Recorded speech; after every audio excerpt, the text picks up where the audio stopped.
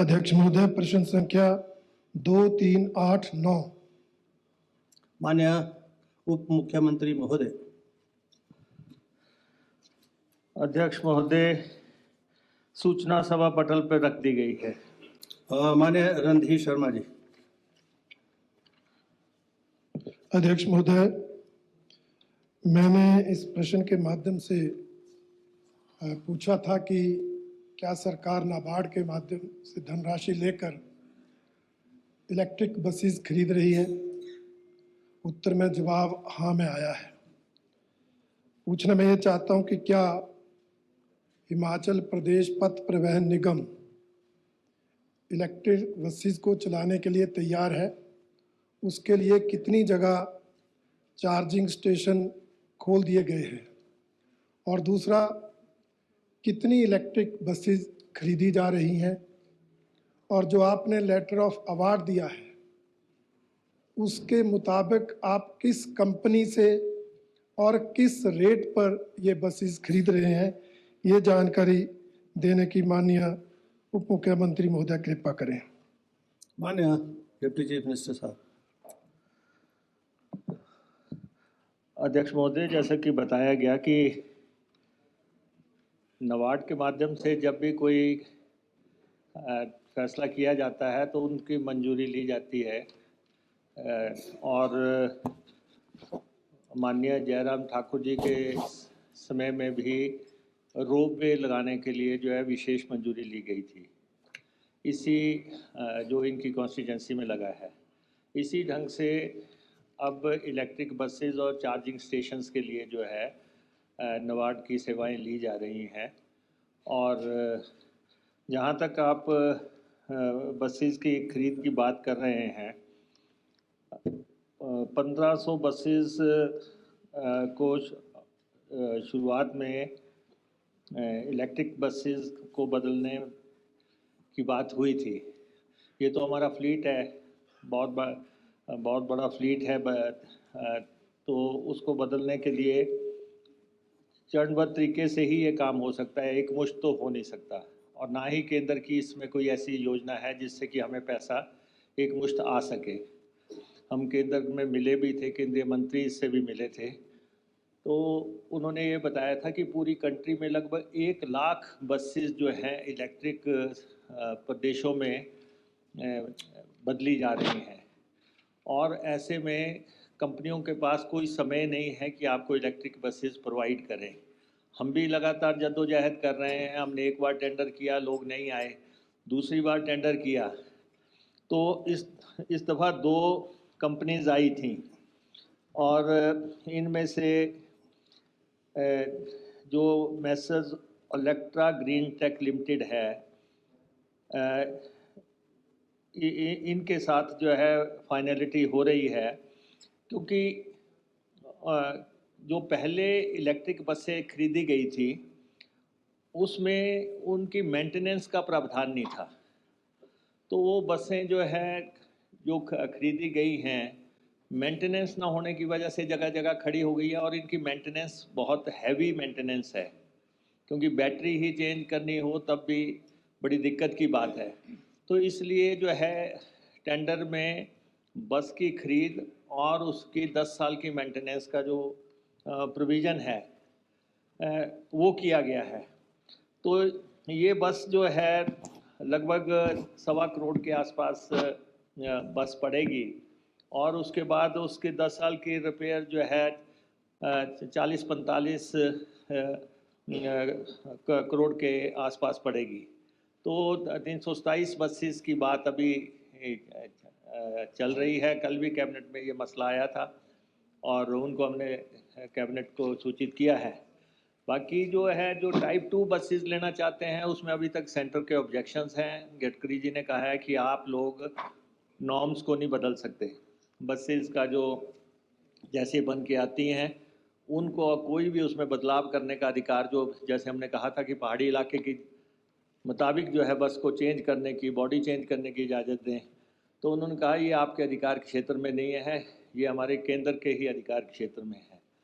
तो अगर ये फर्स्ट 2 साल हो गए हैं लगभग, और हम लगातार हरित क्रांति की बात कर रहे हैं। तो अगर फर्स्ट लॉट फाइनल होता है तभी जो है जाके आगे बढ़ा जा सकेगा इलेक्ट्रिक बसेस में। माननीय रणधीर शर्मा जी। महोदय, मैं माननीय मंत्री से पूछना चाहता हूँ, मुख्यमंत्री महोदय से, कि क्या सरकार ने इन बसेस को चलाने का पूरा ट्रायल किया है? जिस तरह आपने कहा कि इनकी रिपेयर मेंटेनेंस पर बहुत खर्चा आता है, 1.25 करोड़ के लगभग बस पड़ेगी, तो जो हमारी डीजल से चलने वाली बसेस हैं उनके कंपैरिजन में कितना जो है आर्थिक बोझ प्रदेश पर ज़्यादा पड़ने वाला है? क्या इसको लेकर कोई कंपैरिजन सरकार ने किया है, या सिर्फ हरित क्रांति के नारे को चरितार्थ करने के लिए और इस एंगल को इग्नोर कर दिया गया है कि कितना आर्थिक बोझ इस पर पड़ेगा बस खरीदने में भी और रिपेयर में भी? दूसरा अध्यक्ष महोदय, मैं पूछना चाहता हूँ, आपने कहा 327 बसें पहली चरण में खरीद रहे हैं, तो 327 बसों के लिए चार्जिंग स्टेशन जो मैंने पूछा भी था, आपने जवाब नहीं दिया। क्या उन रूट्स पे जिन पे आप चलाना चाहते हैं, क्या वो चार्जिंग स्टेशन बन गए हैं? और आपने 2 साल से विधायकों से विधायक प्राथमिकता में इलेक्ट्रिक बस रूट 5-5 लिए हैं, तो क्या आप आश्वासन देंगे कि ये जो 327 बसें अगर आती हैं तो सभी विधानसभा क्षेत्रों को वो बराबर जो बस रूट हैं वो दिए जाएंगे? माननीय उप मुख्यमंत्री महोदय। माननीय अध्यक्ष महोदय की मैं माननीय सदस्य को आपके माध्यम से बताना चाहता हूं कि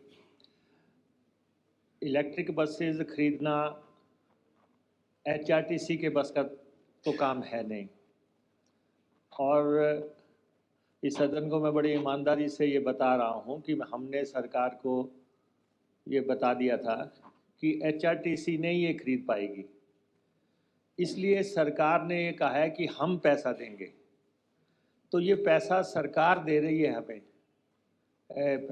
बसेस खरीदने के लिए, और इलेक्ट्रिक स्टेशंस बनाने हिमाचल सरकार का कहीं से भी दें, वो उनके बजट के अंदर की बात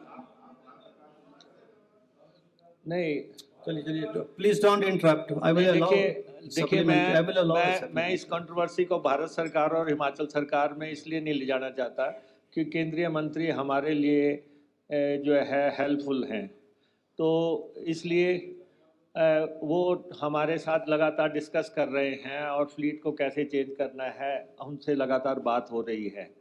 तो लेकिन ये है कि हमें हिमाचल प्रदेश सरकार इन बसेस के लिए पैसा दे रही है, इनके लिए जो सब हमारे चार्जिंग स्टेशन बनने हैं उनके लिए हमें 110 करोड़ रुपया वो भी आ गया है, और हमारी पेट्रोलियम कंपनियों से भी बातचीत हुई है, वो भी है जो तीनों पेट्रोल की जो कंपनी हैं वो भी पैसा लगातार दे के जो है चार्जिंग स्टेशन स्थापित करने के लिए हमारे साथ इन एग्रीमेंट हैं। तो चार्जिंग स्टेशन लग जाएंगे। जो आपकी बात है, जो आप कह रहे हैं कि क्या हिमाचल, सारा हिमाचल जो है इन इलेक्ट्रिक बसेस को अफोर्ड कर सकता है या हमारी सड़कें अफोर्ड कर सकती हैं, तो मैं पीछे अभी स्विट्ज़रलैंड गया था, डीजल की बस तो अभी स्विट्ज़रलैंड भी चल रही है।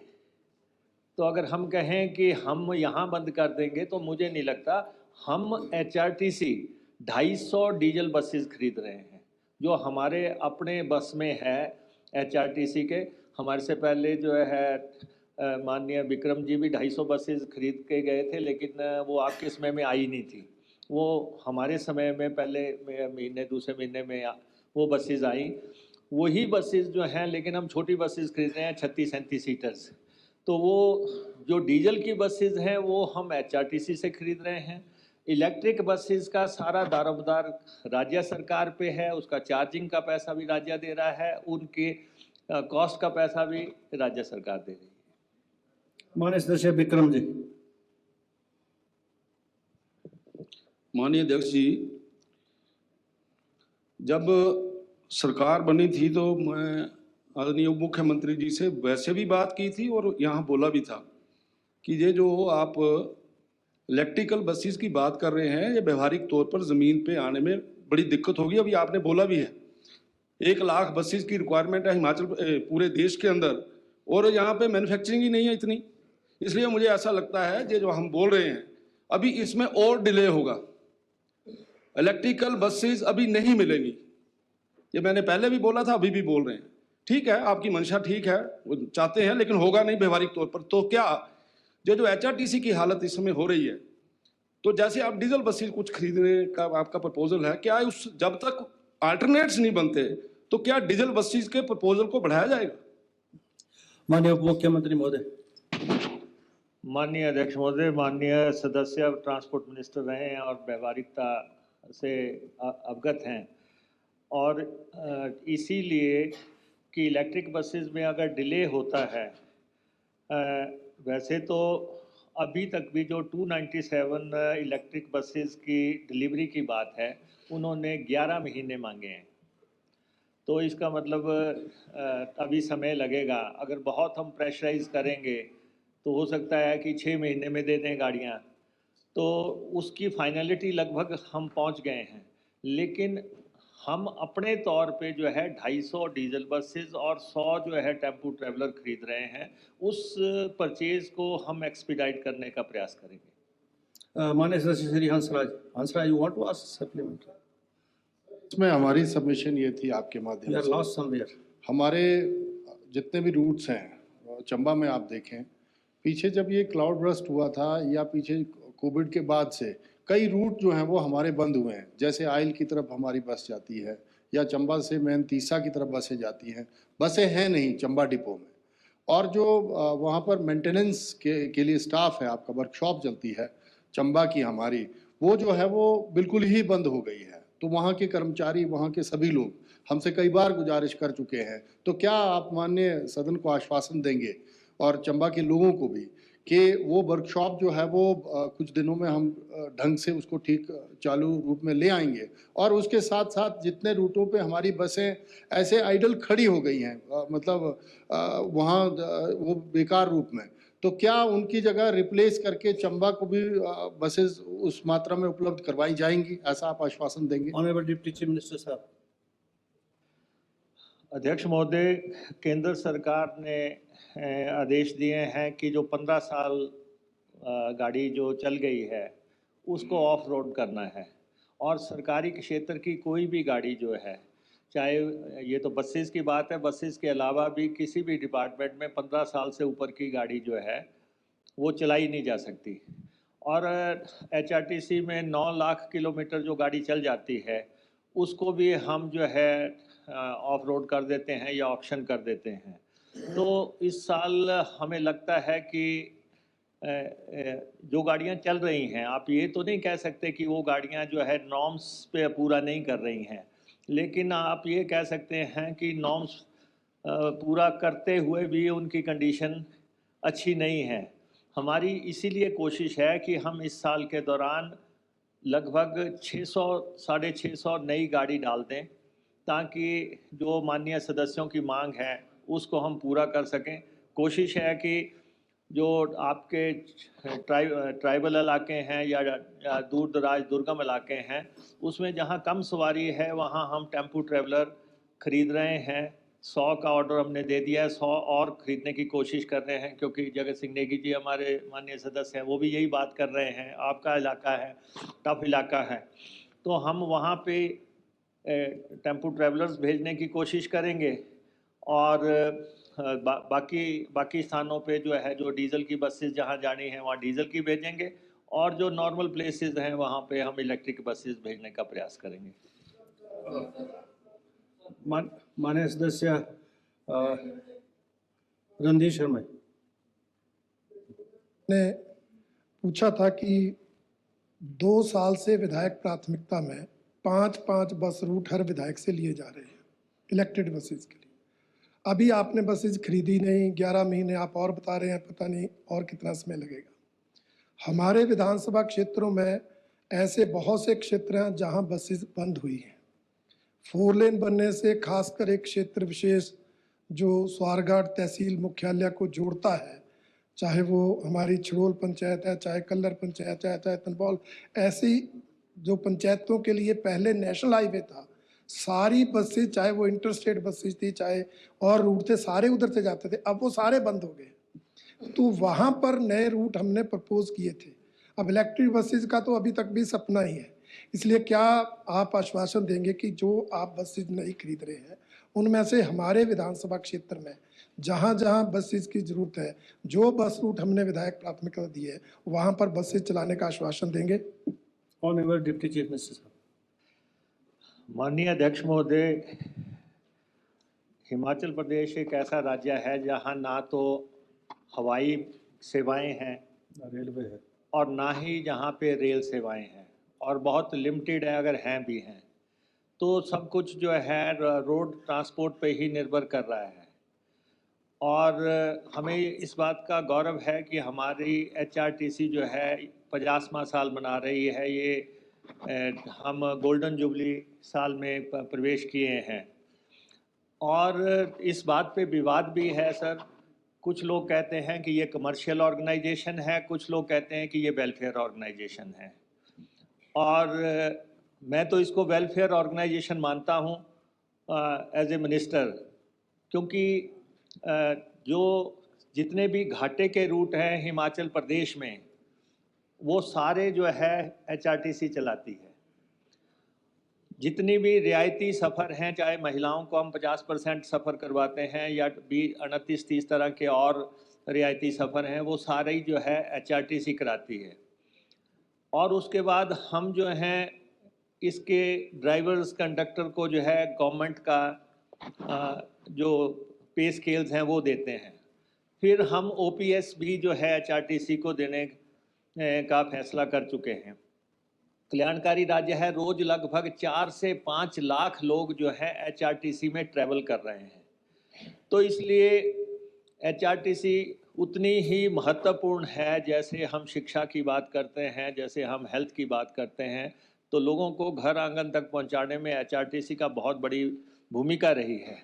मैं सभी माननीय सदस्यों को ये जो है आश्वस्त करना चाहता हूं कि कोशिश हमारी रहेगी कि हम 1000 के आसपास जो पुरानी बसेस हो गई हैं उनको जल्दी से रिप्लेस कर पाएँ, और हो सके तो इस साल के दौरान हम रिप्लेस कर पाएँ।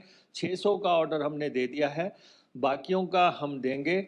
और ये मैं आपको हाउस के माध्यम से आश्वस्त करना चाहता हूं कि जिनके मन में शंकाएं हैं कि ये रूलिंग पार्टी के लोगों को नई बसें दे दी जाएंगी, ऐसा नहीं किया जाएगा। सारे प्रदेश का संतुलित तौर पे बसेज हम अलॉट करेंगे। Next question.